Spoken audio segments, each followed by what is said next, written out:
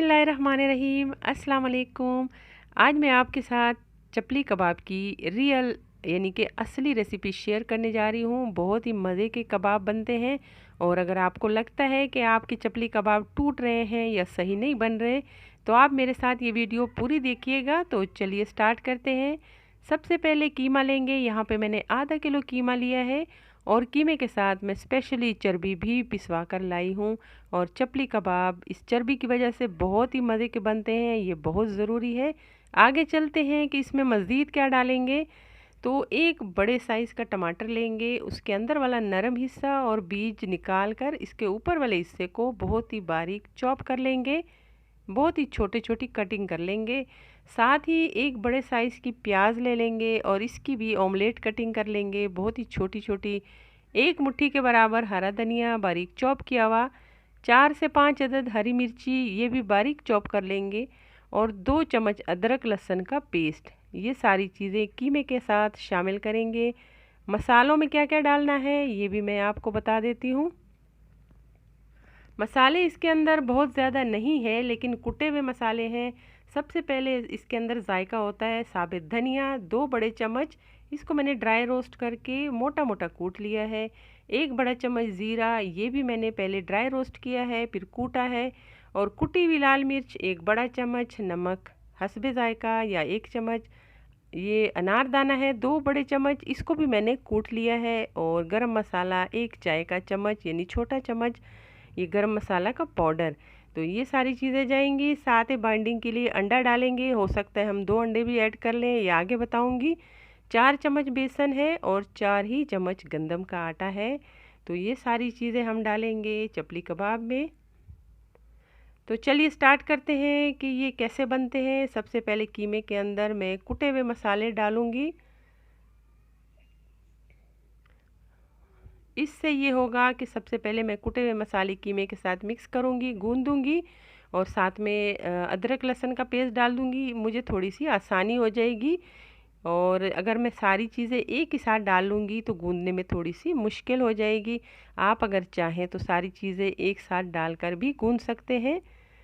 तो अच्छी तरह हाथों की मदद से दबाकर गूंदेंगे। साथ में हो अगर मुमकिन हो तो आप ग्लव्स पहन लें, क्योंकि हरी मिर्चों के अंदर हाथ अगर इस तरह डालेंगे मिक्स करेंगे तो हो सकता है आपके हाथ पे जलन हो।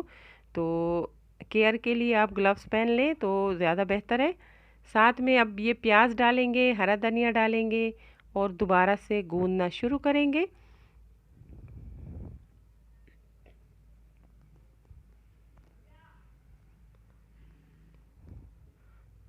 और अच्छी तरह दबा दबा के गूंदने के बाद एक अंडा ऐड करेंगे, आधा बेसन डालेंगे और आधा ही गंदम का आटा फ़िलहाल डालेंगे और इसको हम अच्छी तरह आटे की तरह गूंदना शुरू करेंगे। और आप देख सकते हैं कि इसकी कंसिस्टेंसी जो है आहिस्ता आहिस्ता बेहतर हो रही है। अब मैंने बेसन और डाल दिया है और साथ में गंदम का आटा सारा डाल दिया है 4 चम्मच। और अब अच्छी तरह मैं गूंद रही हूँ। ये हार्ड हो रहा है तो यहाँ पे फ़िलहाल ये हार्ड है तो इसको मैं 10 मिनट का रेस्ट दे रही हूँ। तो देखते हैं आगे क्या करना है।